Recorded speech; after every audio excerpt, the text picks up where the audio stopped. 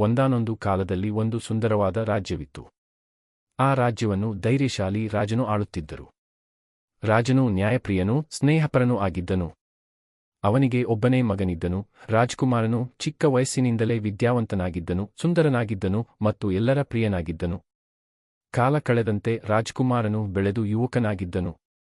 ಆದರೆ ಒಂದು ದಿನ ಅವನು ತನ್ನ ಮುಖವನ್ನು ಕನ್ನಡಿಯಲ್ಲಿ ನೋಡಿ ಆಶ್ಚರ್ಯದಿಂದ ಬೆಚ್ಚಿಬಿದ್ದನು. ಅವನ 2 ಕಿವಿಗಳು ನಿಧಾನವಾಗಿ ಉದ್ದವಾಗುತ್ತಿವೆ.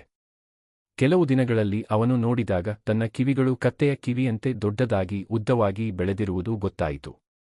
ಮೊದಲಿಗೆ ಅವನು ಇದನ್ನು ನಂಬಲು ಸಾಧ್ಯವಾಗಲಿಲ್ಲ. ತನ್ನ ಕೋಣೆಯಲ್ಲಿ ಒಂಟಿಯಾಗಿದ್ದಾಗ ದೊಡ್ಡ ಪೇಟವನ್ನು ತಲೆಯ ಮೇಲೆ ಸುತ್ತಿ ಕಿವಿಯನ್ನು ಮುಚ್ಚಿಕೊಳ್ಳಲು ಆರಂಭಿಸಿದನು.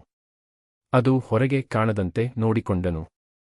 ಅವನ ತಲೆಯ ಕೂದಲು ಉದ್ದವಾಗಿ ಬೆಳೆದರೂ ಕ್ಷೌರಿಕನ ಬಳಿ ಹೋಗಿ ಕೂದಲು ಕತ್ತರಿಸಿಕೊಳ್ಳಲು ಧೈರ್ಯ ಮಾಡಲಿಲ್ಲ. ಈ ರಹಸ್ಯವನ್ನು ಯಾರಿಗೂ ತಿಳಿಯದಂತೆ ನೋಡಿಕೊಳ್ಳಬೇಕು ಎಂದು ನಿರ್ಧರಿಸಿದನು.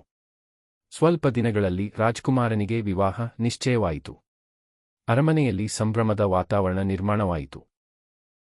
ಈ ಸಂದರ್ಭದಲ್ಲಿ ರಾಜ ಮತ್ತು ರಾಣಿ ರಾಜ್ಕುಮಾರನನ್ನು ತಲೆಯ ಕೂದಲು ಕತ್ತರಿಸಿಕೊಳ್ಳಲು ಒತ್ತಾಯಿಸಿದರು. ರಾಜ್ಕುಮಾರನು ಎಷ್ಟೇ ಬೇಡವೆಂದರೂ ತಂದೆ ತಾಯಿ ಒಪ್ಪಲಿಲ್ಲ. ಕೊನೆಗೆ ಅವರು ಬಲವಂತಪಡಿಸಿ ಕ್ಷೌರಿಕನ ಮುಂದೆ ಕುಳ್ಳಿರಿಸಿದರು. ಕ್ಷೌರಿಕನು ಪೇಟವನ್ನು ತೆಗೆದ ಕೂಡಲೇ ಬೆಚ್ಚಿಬಿದ್ದನು. ರಾಜ್ಕುಮಾರನ ಕಿವಿಗಳು ಸಂಪೂರ್ಣವಾಗಿ ಕತ್ತೆ ಕಿವಿಯಂತೆ ಉದ್ದವಾಗಿ ಕಾಣುತ್ತಿದ್ದವು. ಕ್ಷೌರಿಕನು ಬೆರಗಿನಿಂದ ನೋಡುತ್ತಿದ್ದಾಗ ರಾಜ್ಕುಮಾರನು ಅವನಿಗೆ ನಿಧಾನವಾಗಿ ಹೇಳಿದನು, ಈ ವಿಷಯವನ್ನು ಯಾರ ಮುಂದೆಯೂ ಹೇಳಬೇಡ. ನಿನಗೆ 100 ಚಿನ್ನದ ನಾಣ್ಯಗಳನ್ನು ಕೊಡುತ್ತೇನೆ. ಆದರೆ ಈ ರಹಸ್ಯವನ್ನು ಹೊರಗೆ ಹೇಳಿದರೆ ನಿನಗೇ ಶಿಕ್ಷೆಯಾಗುತ್ತದೆ. ಭಯದಿಂದ ಕ್ಷೌರಿಕನು ಒಪ್ಪಿಕೊಂಡನು. ಅವನು ಕೂದಲು ಕತ್ತರಿಸಿ ಕೆಲಸ ಮುಗಿಸಿ ಮನೆಗೆ ಮರಳಿದನು. ಆದರೆ ಮನಸ್ಸಿನಲ್ಲಿ ಈ ವಿಷಯವನ್ನು ಇಟ್ಟುಕೊಳ್ಳುವುದು ಅವನಿಗೆ ಕಷ್ಟವಾಯಿತು. ಇದನ್ನು ಯಾರಿಗೂ ಹೇಳಲು ಸಾಧ್ಯವಾಗಲಿಲ್ಲ. ಆಗ ಒಂದು ದಿನ ಕಾಡಿಗೆ ಹೋಗಿ ಒಂದು ದೊಡ್ಡ ಮರದ ಮುಂದೆ ನಿಂತು ಸಮಾಧಾನ ಪಡೆಯಲು ಆರಂಭಿಸಿದನು.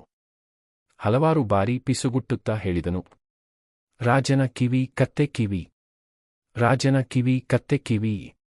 ಇದನ್ನು ಹೇಳುತ್ತಲೇ ಅವನು ಶಾಂತನಾದನು ಮತ್ತು ನಂತರ ಮನೆಗೆ ಮರಳಿದನು. ದಿನಗಳು ಕಳೆದವು. ರಾಜ್ಕುಮಾರನ ಮದುವೆಯ ಕಾರ್ಯಗಳು ಆರಂಭವಾದವು. ಊರಿನ ಎಲ್ಲರಿಗೂ ಸುದ್ದಿ ನೀಡಲು ಡಂಗುರ ಹೊಡೆಯಲು ರಾಜನು ಸೇವಕರಿಗೆ ಆಜ್ಞಾಪಿಸಿದನು. ದೊಡ್ಡ ನಗಾರಿಯನ್ನು ತಯಾರಿಸಲು ಅವರಿಗೆ ಒಂದು ಮರ ಬೇಕಾಯಿತು. ಹುಡುಕುತ್ತಾ ಅವರು ಕ್ಷೌರಿಕನು ಪಿಸುಗುಟ್ಟಿದ್ದ ಅದೇ ಮರವನ್ನು ಕಂಡರು. ಅದನ್ನು ಕಡಿದು ದೊಡ್ಡ ಡಂಗುರವನ್ನು ತಯಾರಿಸಿದರು. ಆದರೆ ವಿಚಿತ್ರವಾಗಿದ್ದು ಏನೆಂದರೆ, ಪ್ರಜೆಗಳನ್ನು ಆಮಂತ್ರಿಸುವುದಕ್ಕಾಗಿ ಮೊದಲ ಬಾರಿಗೆ ಡಂಗುರವನ್ನು ಬಾರಿಸಿದ ಕೂಡಲೇ ಅದು ತನ್ನಿಂದ ತಾನೇ ಕೂಗಲಾರಂಭಿಸಿತು. ರಾಜನ ಕಿವಿ ಕತ್ತೆ ಕಿವಿ, ರಾಜನ ಕಿವಿ ಕತ್ತೆ ಕಿವಿ. ಈ ಶಬ್ದವನ್ನು ಕೇಳಿ ಎಲ್ಲರೂ ಗಾಬರಿಯಾದರು. ಸೇವಕರು ತಕ್ಷಣವೇ ಡಂಗುರವನ್ನು ರಾಜನ ಬಳಿ ತೆಗೆದುಕೊಂಡು ಓಡಿದರು. ರಾಜನಿಗೂ ಈ ವಿಷಯ ತಿಳಿಯಿತು. ಅವನು ಕ್ಷೌರಿಕನನ್ನು ಕರೆಸಿದನು.